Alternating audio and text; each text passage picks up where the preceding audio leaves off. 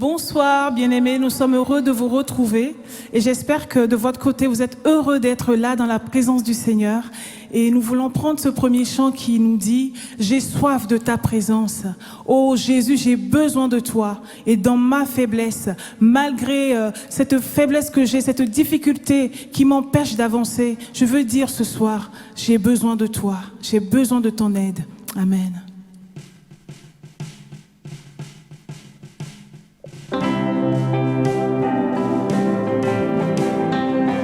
J'ai soif de ta présence.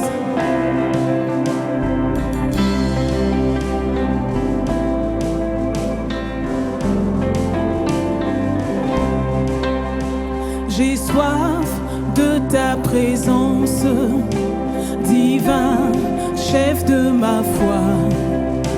Dans ma faiblesse immense, que ferais-je sans toi?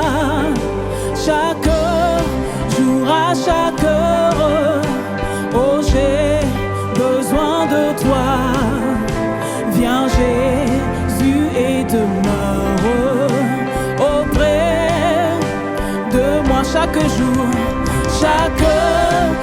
à chaque heure, oh j'ai besoin de toi.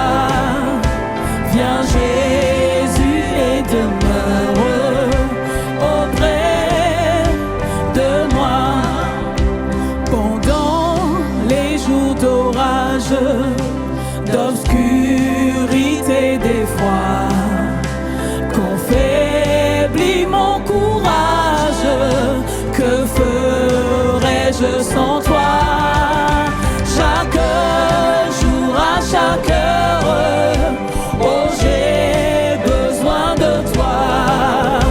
Viens Jésus et demeure auprès de moi. Avec nous chaque jour, à chaque heure, oh j'ai besoin de toi. Viens Jésus et demeure auprès de moi.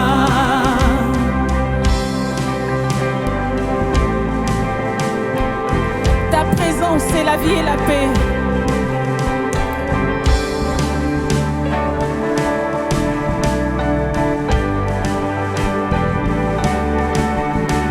Oh Jésus, ta présence, c'est la vie et la paix. La paix dans la souffrance et la vie à jamais. Chaque jour, à chaque heure, oh j'ai besoin de toi. Viens Jésus et demeure auprès de moi chaque jour, à chaque heure, oh j'ai besoin de toi. Viens Jésus et demeure auprès de moi. Encore une fois, chaque jour, à chaque heure, oh j'ai besoin de toi. Viens Jésus et demeure auprès de moi. Chaque jour, à chaque heure, oh j'ai besoin de toi. Viens Jésus et demeure auprès de moi. Chaque jour, à chaque heure, oh j'ai besoin de toi. Viens Jésus et demeure auprès de moi.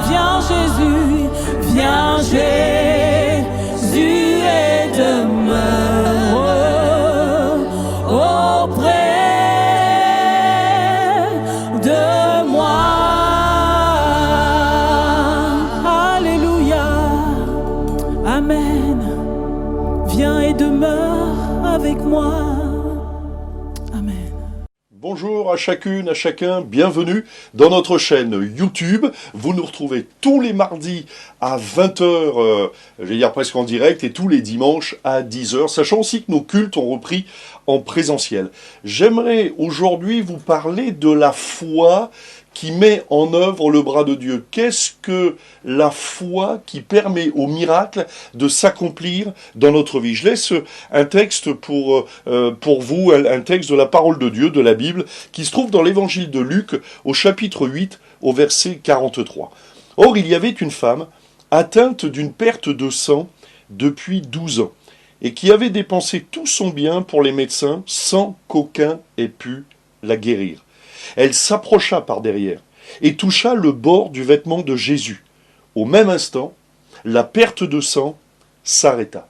Et Jésus dit, « Qui m'a touché ?» Comme tous s'en défendaient, Pierre et ceux qui étaient avec lui dirent, « Maître, la foule t'entoure et te presse et tu dis, qui m'a touché ?» Mais Jésus répondit, « Quelqu'un m'a touché car j'ai connu qu'une force était sortie de moi. » La femme, se voyant découverte, vint toute tremblante, se jeter à ses pieds, et déclara devant tout le peuple pourquoi elle l'avait touché, et comment elle avait été guérie à l'instant. Jésus lui dit, « Ma fille, ta foi t'a sauvée, va en paix. Amen. » J'aimerais qu'avant d'aller plus loin, nous puissions prier quelques instants. Notre Père Céleste, nous te remercions pour ces moments que tu nous donnes. Et je te prie, Seigneur, d'étendre ta main sur le malade, sur le malheureux, sur le perdu, afin qu'encore aujourd'hui, plusieurs saisissent la main du Sauveur, réalisent, Seigneur, que vivre sans toi, c'est une erreur, c'est un échec. Mais Seigneur, toi, tu es le chemin, la vérité, la vie. Tu es celui qui est venu mourir à la croix du Calvaire, afin de nous accorder le pardon de tous nos péchés, et de nous accorder, de nous ouvrir une espérance. Seigneur, merci d'étendre ta main. Amen. Amen. Un mot résume la condition de cette femme, c'est le mot perte. Elle était atteinte, la Bible nous dit, d'une perte de sang depuis 12 ans. Et le mot perte ou le mot perdu, eh bien c'est un mot qui résume finalement la situation de cette femme. Elle perdait son sang, elle perdait sa santé, elle perdait son argent, dépensant tout son argent auprès des médecins pour essayer de trouver une solution. Elle perdait aussi sa communion avec Dieu parce que selon la loi de Moïse, elle était, à cause de sa perte de sang, considérée, déclarée comme impure.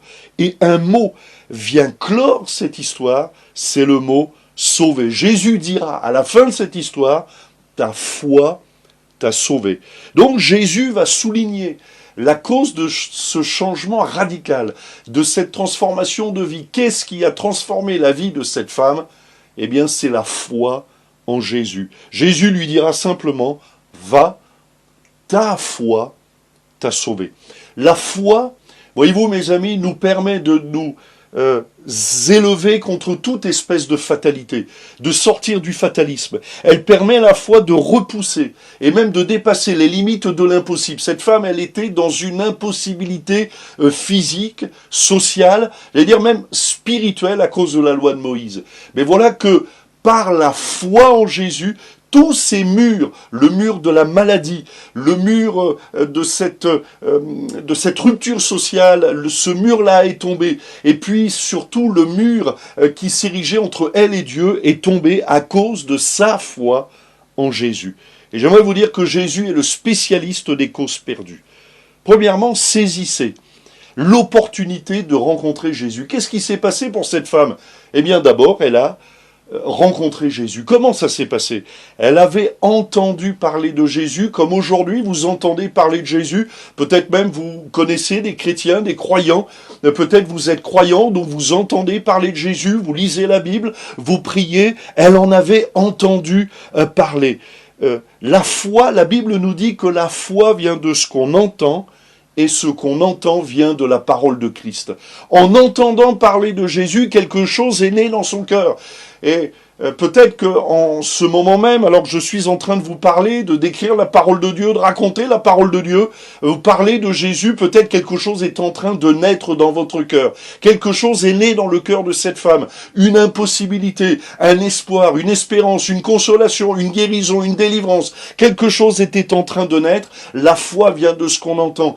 Écoutez, entendez ce que dit la parole de Dieu. Et pour cela, lisez la Bible, lisez la parole de Dieu. La Bible nous dit dans Hébreux chapitre 11, verset 6, « Sans la foi, il est impossible de lui être agréable. Car il faut que celui qui s'approche de Dieu croit que Dieu existe et qu'il est le rémunérateur de ceux qui le cherchent. » Cette femme, elle s'est approchée de Jésus avec foi, c'est-à-dire avec confiance, avec espérance. D'ailleurs, le meilleur synonyme du mot foi, me semble-t-il, c'est le mot confiance. Elle fait confiance à Jésus, elle s'approche de lui, elle veut le rencontrer, elle le prie, elle va commencer une démarche. Saisissez aussi, deuxièmement, le principe de la foi pratiquante.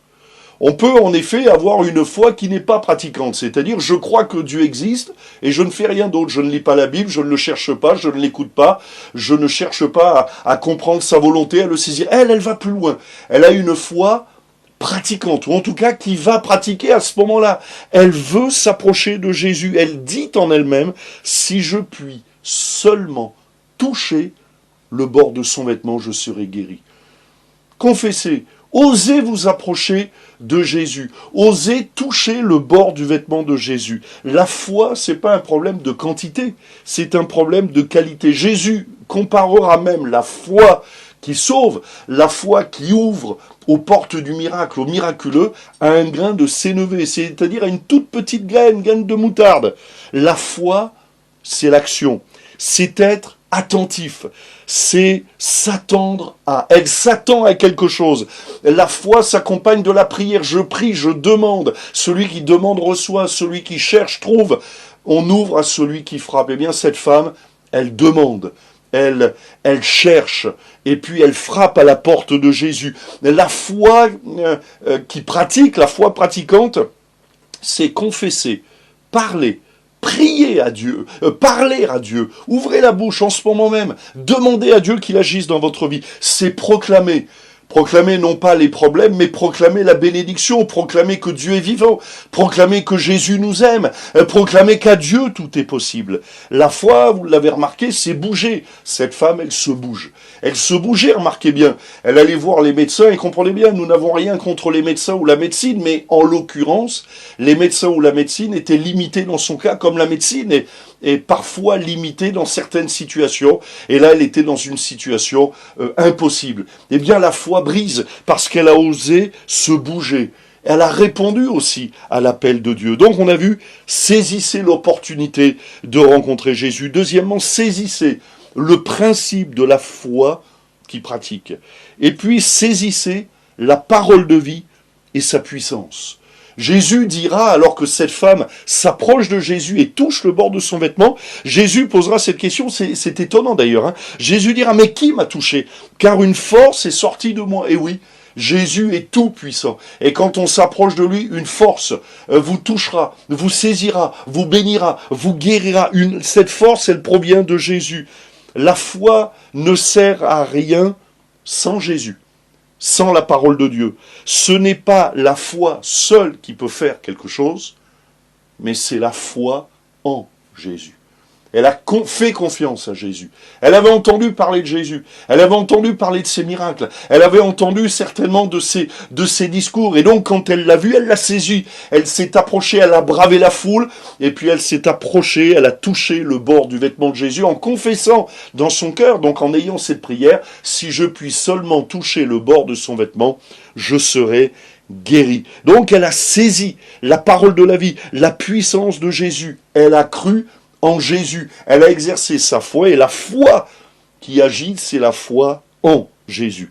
Et puis elle a touché le bord du vêtement. Alors bien sûr, la puissance n'est pas dans le vêtement de Jésus, dans cette étoffe. D'ailleurs, ce vêtement, c'était une pièce d'étoffe carrée, munie de franges aux extrémités d'un cordon bleu, symbole de la loi. Cette pièce d'étoffe, elle était offerte à tout jeune enfant juif à partir de l'âge de 12 ans, le jour de ce qu'on appelle, ce que les juifs en tout cas appellent, la bar mitzvah. Ce jour-là, l'enfant prend l'engagement d'obéir à toute la loi. Il devient le fils du commandement. Mais Jésus, lui, est plus que le fils du commandement, il est le fils de Dieu. Il est plus que la loi de Moïse, il est la parole faite chair. Et cette femme, en touchant le bord du vêtement de Jésus, en quelque sorte, elle réalise, j'ai besoin de me soumettre à la loi de Dieu, j'ai besoin de réaliser mon état de péché, j'ai besoin de réaliser que je suis perdu sans Jésus, que Jésus est mort à la croix du calvaire afin de m'accorder le pardon de tous mes péchés. Alors elle s'approche et elle touche ce vêtement et une force. Ce sont des principes spirituels. Approchez-vous de Dieu, il s'approchera de vous. Prenez-lui la main, il saisira la vôtre. À celui qui se repent de ses péchés, il est fidèle et juste pour lui pardonner toute iniquité. Voilà, ce sont des principes. Encore une fois, celui qui demande, reçoit. Demandez la bénédiction, demandez d'être touché par le Sauveur, demandez la délivrance, demandez la grâce de Dieu. À celui qui cherche, ou plutôt celui qui cherche, il trouve. Cherchez Dieu, cherchez la vérité, cherchez en lisant, cherchez la volonté de Dieu, en lisant la parole de Dieu. Celui qui cherche, il trouve. Et puis on ouvre à celui qui frappe. Vous pouvez frapper au travers de la prière, au travers de la foi. Cette femme, c'est ce qu'elle a fait. Et puis je termine. Saisissez, comme cette femme, non seulement la guérison, mais le salut total. Jésus pourra dire à cette femme, non seulement qu'elle a été guérie, d'ailleurs elle a été guérie instantanément, la Bible nous dit, elle a été guérie à l'instant, au moment où elle a touché le bord du vêtement de Jésus, mais Jésus, lui, est allé au-delà de simplement la guérison physique. Et la première mission de Jésus, ce n'est pas tant de nous guérir physiquement, mais c'est de nous sauver pour l'éternité. Et Jésus dira à cette femme, ma fille, ça c'est une expression intéressante, parce qu'il l'inclut dans la famille de Dieu. Elle fait partie maintenant de la famille de Dieu. Elle fait partie des héritiers du royaume de Dieu. Ce n'est plus un enfant qui vit en dehors de la volonté de Dieu, j'allais dire en dehors du royaume de Dieu, mais elle fait partie du royaume de Dieu. Ma fille, c'est pas n'importe qui. Ma fille, ta foi.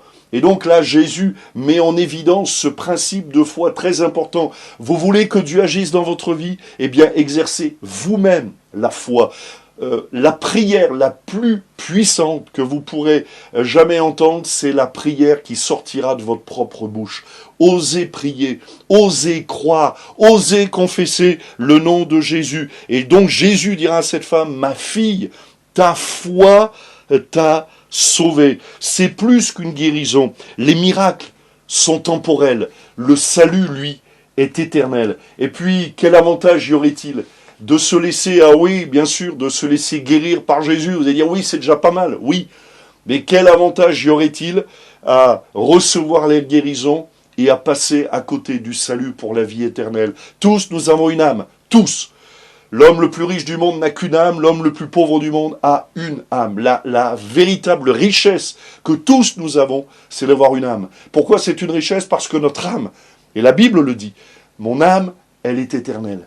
Et Jésus est venu pour nous révéler, la parole de Dieu nous révèle ce qu'il y a après la mort. Et après la mort, il n'y a pas rien, il n'y a pas le néant. Mais après la mort, Jésus le dira très clairement, il y a deux destinations, l'enfer et le ciel. Et Jésus nous dira, il y a un chemin qui mène à l'enfer, qui est large, qui est spacieux, c'est le chemin de l'inconscience, c'est le chemin du manque de réflexion. Et puis il y a un chemin étroit et resserré qui mène au ciel. Et cette femme, par la foi, elle a été transportée du chemin large et spacieux au chemin étroit et resserré qui mène au ciel. C'est ainsi que Jésus a pu dire, ma fille, ta foi t'a sauvée.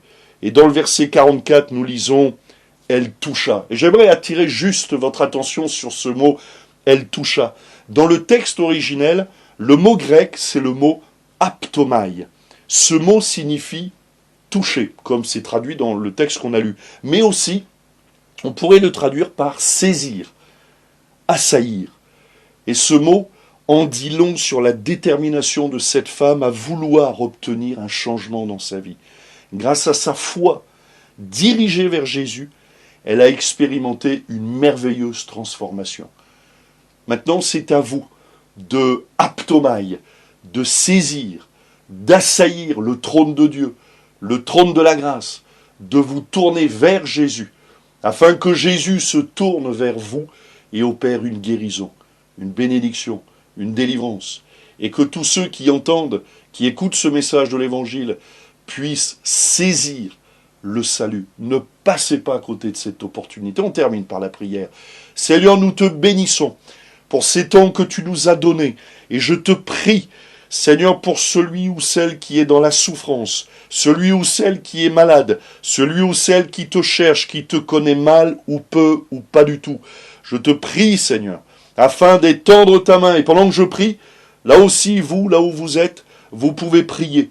Vous pouvez demander à Dieu d'agir. Et je te prie, Seigneur, d'étendre ta main sur celles et ceux qui se tournent vers toi en ce moment. Tu étends ta main, Seigneur, et tu opères des miracles dans le beau nom de Jésus. Amen. Amen. Soyez bénis.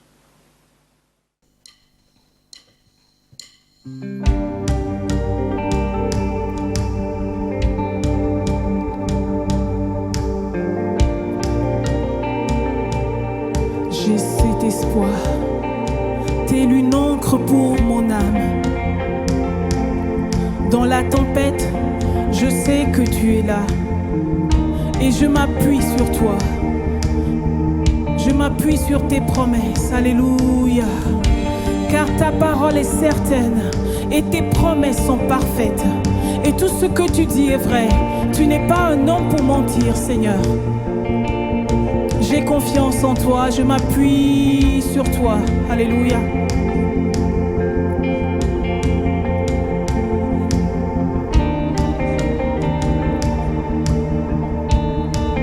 J'ai cet espoir,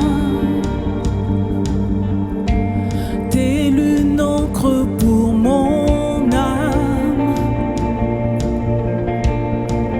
Dans la tempête, je m'appuie sur toi. Dans ton amour, toutes mes craintes disparaissent. En toutes choses, quelles que soient les circonstances, j'ai confiance en toi. C'est pour ça mon espoir est assuré à la croix. Tu as tout donné, tu nous as rachetés. Cet espoir est une encre pour mon âme, inébranlable est notre Dieu.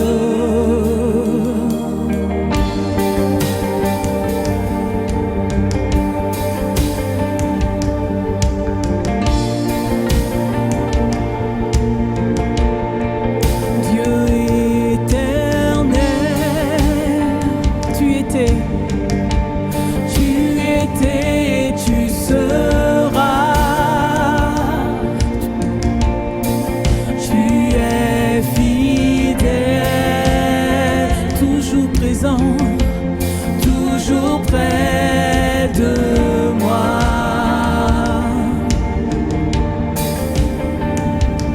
Mon espoir est assuré à la croix. Tu as tout donné, tu nous as rachetés. Cet espoir est une encre pour mon âme, inébranlable, inébranlable est notre Dieu. Mon espoir est assuré à la croix. Tu as tout donné, tu nous as rachetés.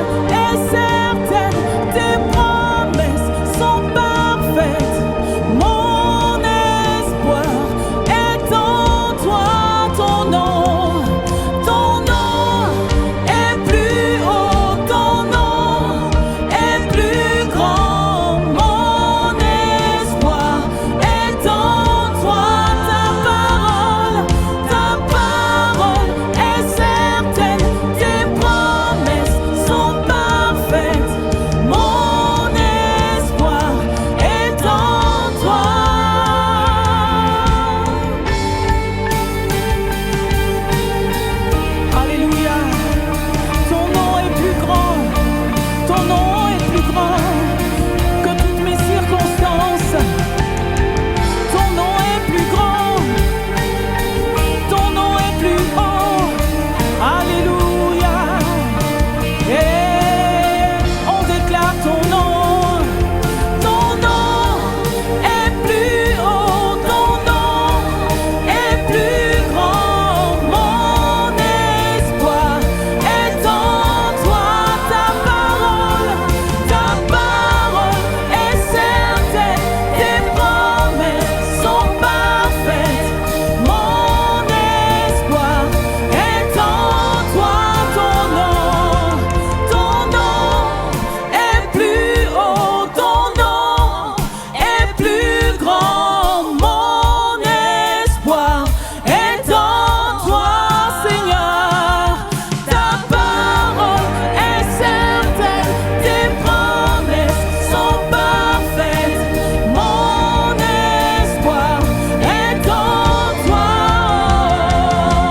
Ton nom est plus haut, ton nom est plus grand. Mon espoir est en toi, seul Seigneur. Ta parole est certaine, tes promesses sont parfaites.